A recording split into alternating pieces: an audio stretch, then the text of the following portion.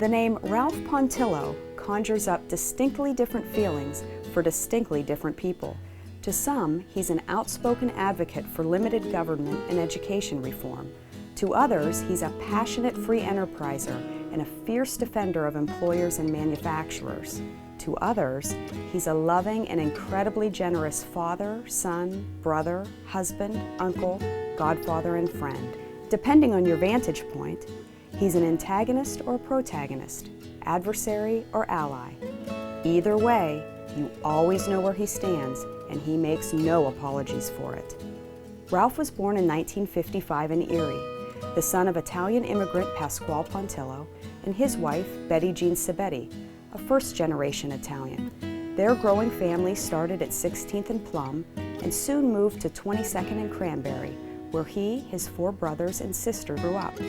Like many of you in this room tonight, Ralph had a typical Italian upbringing in Erie. You didn't skip Mass at St. Stephen's, ever.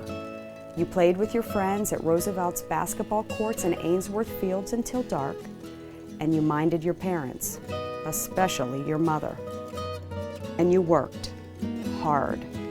As soon as they reached age 14, Ralph and his brothers worked with their dad at his landfill. There, they learned how to swear, drive bulldozers, and become men. Ralph has always treated me with kindness and respect, just as he does many others. But that doesn't surprise me at all, because I know firsthand how Ralph was raised. He was raised to always do more than what's expected of you, and to never walk away from a challenge. As the third of 6 kids, Ralph had to speak up to get noticed in such a large and bustling household. With 2 older brothers, that wasn't always easy. Ralph pushed the limits and had a fiery drive. After being graduated from Strong Vincent, he enlisted in the Air Force. Those headstrong traits that caused his parents and teachers headaches and worry were refocused, and Ralph left the Air Force 4 years later, armed with the leadership skills that would define him professionally. He attended Gannon College and became the first in his family to earn a degree. By now, he had a wife and a young family.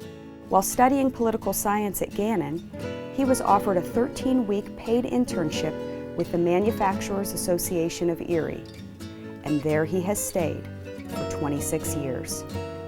His career with the association started in a rented office building on 9th and French Streets with a modest budget and a staff of 5. It has since grown into the largest regional manufacturers association in the United States. Today, the Manufacturer and Business Association's membership stands at more than 4,400 companies, and its headquarters is a 30,000 square foot state-of-the-art complex and conference center. First, he has a vision, and he had a vision for this place up on 38th Street. And then he has a plan. And then he executes that plan better than anybody that I've ever seen.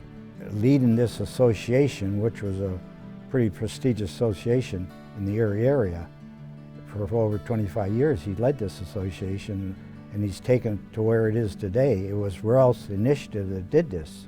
He's always thinking out of the box.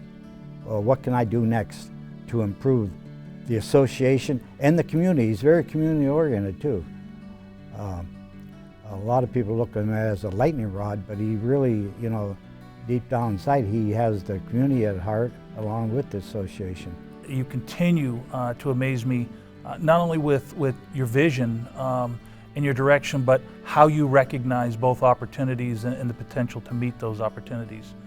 Personally, you've given me an opportunity to join the association here, where you saw the potential, and you can go across the staff. And not only do you recognize the potential, but the fact that you give us that opportunity and put us in a position to be able to be the most that we can be. During Ralph's tenure as president and CEO, the association staff has grown to 32, and its programs have expanded to include a discount energy program, HR and legal services, a nationally recognized annual event, and Roar on the Shore. The board had directed Ralph to think of something that you could do for the community that created awareness of the association. So Ralph came up with this concept of a motorcycle rally, growing from a small, maybe 10, 15,000 group of people coming into now last year was 100,000. This year, Roar on the Shore pumped $20 million into our local economy.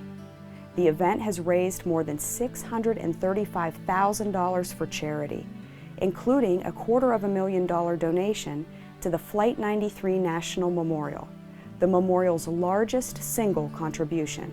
You and your organization have brought world leaders to Erie, from the President of the United States to the Prime Minister of Israel.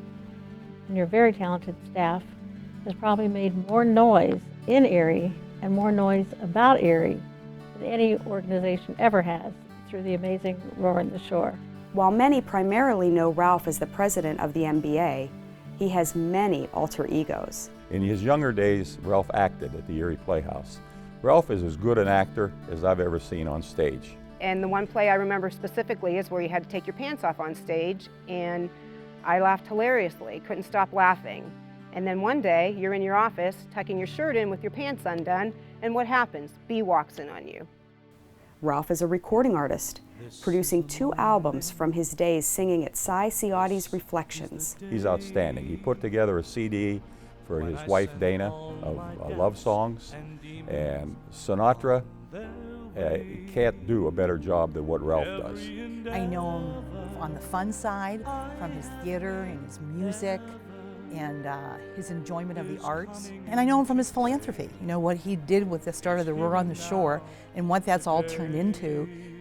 He's become a real member of the philanthropy community of Northwestern Pennsylvania. And so when you put that all together and thinking about him, he's got a tremendous life balance because he can enjoy each of those things. And you know, people like that are I think they're real Renaissance people. They really understand what living is all about. Ralph also is a longtime motorcycle enthusiast, and in fact, this is the first known photograph of Ralph on a bike. 14 more bikes followed, each getting bigger and louder. Ralph loves the freedom of motorcycle riding and has taken many long trips. He's seen the Grand Canyon on his bike and made the trip to Sturgis twice. He's the kind of person, if I were on an island, I'm thinking back at some of my own experiences, you know, in World War II and all that. And if Ralph gave me his word that he'd be there, I'd never turn my back. I think of Ralph as the total package. And Ralph is a leader and a good administrator. Real stalwart for business in this community. I just love him as a friend. I am so happy that others have realized your goodness. God bless. President of the Manufacturer and Business Association, thespian, singer, performer, motorcycle rider. While those are apt descriptions, none defines him.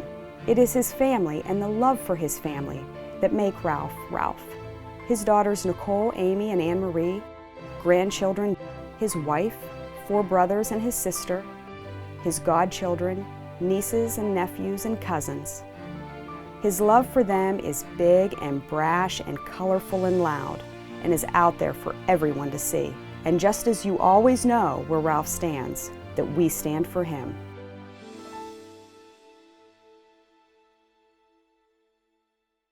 This magic moment, so different and so new, was like any other.